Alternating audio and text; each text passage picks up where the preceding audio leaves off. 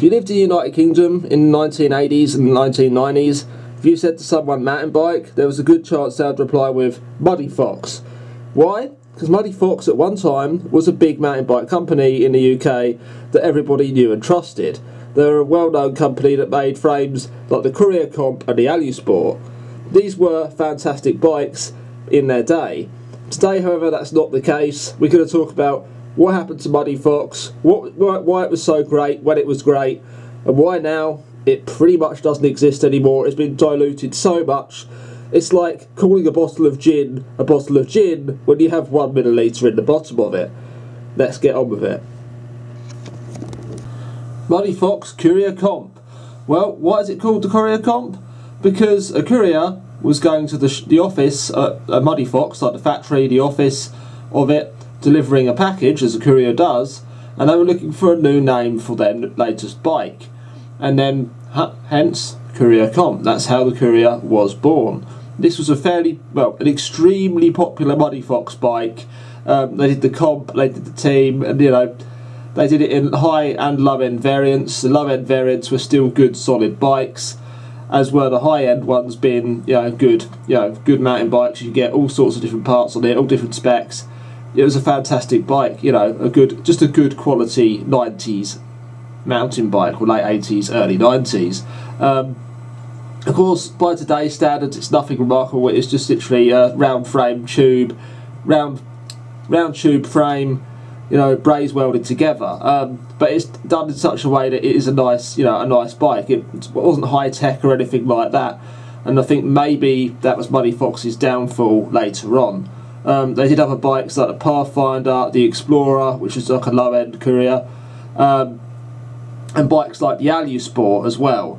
Obviously an aluminium frame with the big oversized tubes. That was still a nice bike though. In 2001, however, Muddy Fox got bought out by Universal Cycles. They go through those as well. In fact, things were getting kind of interesting at that point. In fact, they were getting interesting in 1997. So what we've got after all these steel frames that I've been putting in the photos is something called the Muddy Fox Interactive.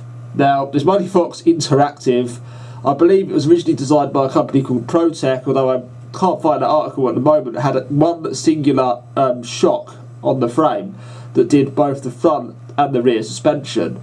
Yeah, that's right, the front and rear suspension were not independent of each other, so it was kind of a crazy idea, especially for 1997 when 4-bar and even UART frames were already out. So maybe this was some of their downfall and how Universal Cycles ended up with them in the first place. But you can't deny the thing looks really cool, even if its performance for 1997 wouldn't exactly have been the best. Yeah, the Muddy Fox Interactive. I actually have a front end of one of these, but yeah, unfortunately it's I'm missing the rear end, so oh well, let's carry on. Okay, so Muddy Fox free ride. Sorry about the watermark. This is literally the only picture of one on the entire internet. Yeah, I'm not kidding. That's how rare some of this stuff is. Of course, a lot of this stuff is pre-internet and certainly pre-digital photography. So I believe this was built up like later than the picture. But you know what I mean. It's hard to find. Some of this stuff is getting hard to find, even photos of it. Especially ones sold in this limited quantity. This is a Muddy Fox free ride from around 1997, 1998, somewhere around there. It's got the Mazzocchi bombers on it. It's got an old, what I think is the L&M downhill racing crankset. It looks very similar. The actual arms look like L&M. And then the rear derailleur is going to be the good old Shimano XT. It's got the Mugura hydraulic rim brakes on there. We talked about them earlier. I don't know what stem that is, but it's old school, 25.4. Handlebars on there with a high rise. Yeah, fantastic. That screams late 90s, that does. Yeah, that's just one of the cool frames I had. Look at the frame itself. Look at the rear end. The rear end is like a box section rear end. Then we have round aluminium tubes with big triangular gusset plates with a hole in there for a bit of lightning. Lightweighting, superleggera, if you will. But yeah, these older Muddy Fox bikes really did look the part. I know a lot of bikes did, but it's just such a shame what they became later on with just being junky Walmart specials essentially. But back once they were a really good quality brand. Not anymore though, folks. So yeah, that's that one. Let's move on to our next beauty. Muddy Fox Drift. What a machine this was. This is actually one of mine. The bike is completely standard in the pictures. Yes, it did come with the horrendous D&M rear shock. This is where some of the sort of questionable component choices were affecting them. I think Universal Cycles accountants were certainly affecting them there. Fantastic bike though, apart all things considered. The frame was an absolute beast, like 4mm thick aluminium in places. I think it was actually thicker than that. I've got 8mm in my head for certain parts of it, maybe. It was beefy as anything. So yeah, it's an absolute beast of a frame, weighed an absolute ton.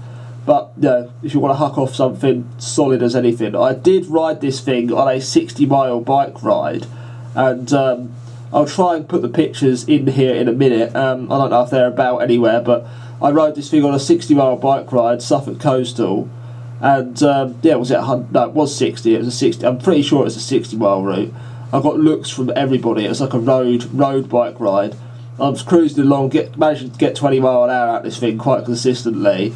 The only bits that were really a struggle were the hills, but of course I did wind the spring on the rear shock up, and I turned the compression up all the way. You know how good that is on a D&M rear shock, it does a lot, okay? But yeah, absolute solid beast of a bike, lots of fun. I don't think the previous owner had used it very much at all. Someone else has it now, basically. Yeah, fantastic. Let's go on to the next one. Muddy Fox Team Descent. This is a Muddy Fox that wasn't really a Muddy Fox. Okay, it was used by the Athertons, and it was a very, very good bike. It had over 100 different adjustments you could make to the frame's geometry by moving the linkages into various different holes, essentially. This bike was a Coyote DH3 designed by Steve Fenton.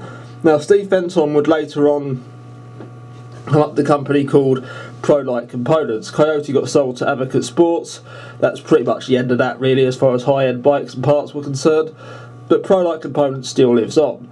So Steve Fenton was quite a prominent figure in the bicycle industry. He did design other frames as well. Muddy Fox Descent D3. This thing is absolutely ridiculous. It's another great example of bikes made by Muddy Fox that were absolutely fantastic. There's an XT rear derailleur, horizontal dropouts by the looks of things, there's 4-bar linkage frame design, got the Mazzocchi Junior T's on there, absolutely fantastic. It has got, narrow bars, long stem by modern standards, but it's got the Fox rear shock on there.